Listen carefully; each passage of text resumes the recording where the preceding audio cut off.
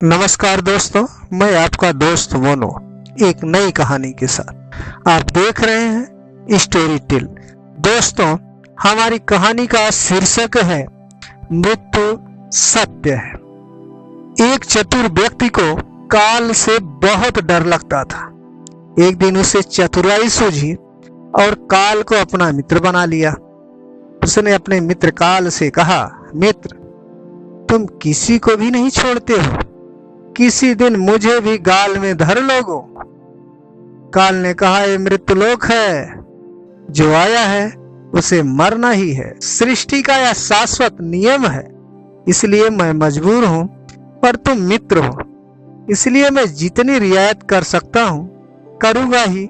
मुझसे क्या आशा रखते हो, साफ साफ कहो। व्यक्ति ने कहा, मित्र, मैं इतना ही चाहता हूं कि आप मुझे अपने लोग जाने के लिए आने से कुछ दिन पहले एक पत्र अवश्य लिख देना, ताकि मैं बाल बच्चों को कारोबार की सभी बातें अच्छी तरह से समझा दूं और स्वयं भी भगवान भजन में लग जाऊं। काल ने प्रेम से कहा, यह कौन सी बड़ी बात है, मैं एक नहीं आपको 4 पत्र भेज दूंगा। चिंता मत करो, चारों पत्रों के बीच समय भी अच्छा खासा दूंगा, ताकि तुम सचेत होकर काम निपटा लो। मनुष्य बड़ा प्रसन्न हुआ, सोचने लगा कि आज से मेरे मन से काल का भय भी निकल गया। मैं जाने से पूर्व अपने सभी कार्य पूर्ण करके जाऊंगा, तो देवता भी मेरा स्वागत करेंगे। दिन बीतते गए, आखिर मृत्यु की घड़ी आ पहुंची। काल अपने दूतों सहित उसके समीप आकर बोला, मित्र, अब समय पूरा हुआ, मेरे साथ चलिए। मैं सत्यता और दृढ़ता पूर्वक अपने स्वामी की आज्ञा का पालन करते हुए एक क्षण भी तुम्हें यहाँ नहीं छोड़ूंगा। मनुष्य के माथे पर बल बढ़ पड़ गए, भिगटी तन गई और कहने लगा, धिक्कार है तुम्हारे जैसे मित्रों पर। मेरे साथ विश्वासघात करते हुए तुम्हें लज्जा नहीं आती? तुमने मुझे वचन दिया था, लेने आने से पहले पत्र लिखूंगा।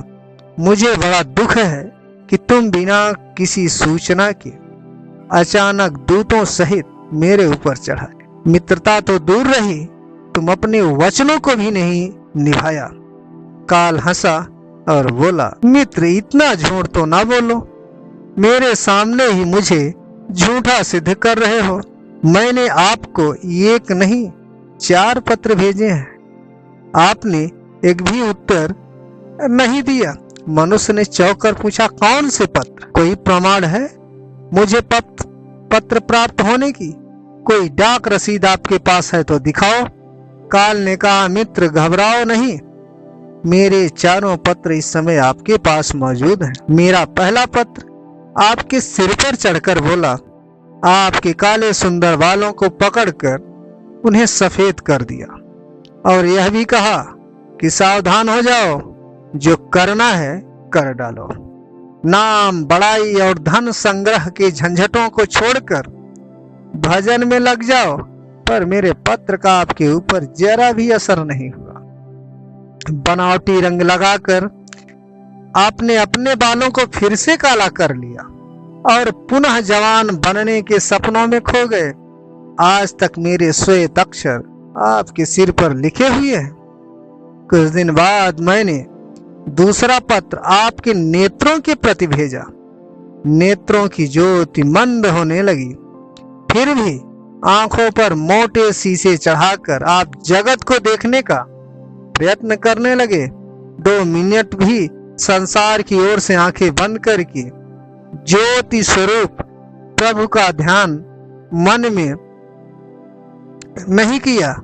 इतने फिर भी सावधान नहीं हुए तो मुझे आपकी दीन दशा पर बहुत तरस आया और मित्रता के नाते मैंने तीसरा पत्र भी भेजा।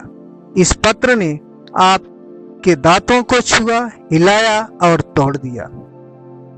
आपने इस पत्र का भी जवाब ना दिया, बल्कि नकली दांत लगवाए और जबरदस्ती संसार के भौतिक पदार्थों का स्वाद लेने लगे। मुझे बहुत दुख हुआ कि मैं सदा इसके भले की सोचता हूँ और यह हर बात एक नया बनावटी रास्ता अपनाने को तैयार रहता है। आपने अंतिम पत्र के रूप में मैंने रोग, क्लेश तथा पीड़ाओं को भेजा, परंतु आपने अहंकारवश सब अनसुना कर दिया। जब मनुष्य ने काल के भेजे हुए पत्रों को समझा तो फूट फूट कर रोने लगा और अपने विपरीत कर्मों पर पश्चाताप करने लगा। उसने स्वीकार किया कि मैंने गफलत में शुभ चेतावनी भरे इन पत्रों को नहीं पढ़ा। मैं सदा यही सोचता रहा कि कल से भगवान का भजन करूंगा, अपनी कमाई अच्छे शुभ कार्यों में लगाऊंगा, पर वह कल नहीं आया।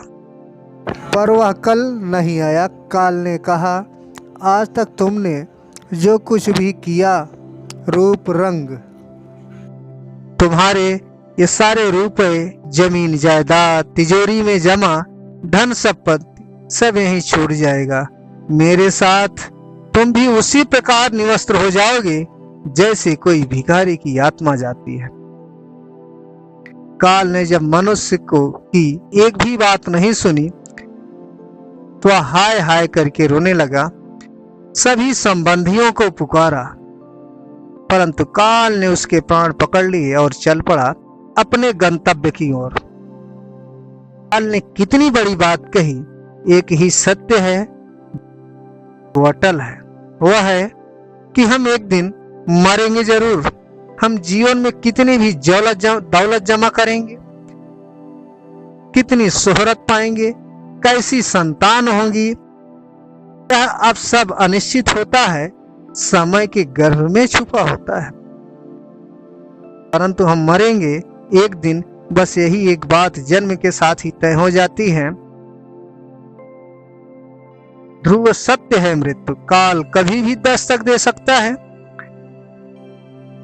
प्रतिदिन उसकी तैयारी करनी होगी। समय के साथ उम्र की निशानियों को देखकर कम से कम हमें प्रभु को याद में रहने का अभ्यास करना चाहिए। और अभी तो कलयुग का अंतिम समय है।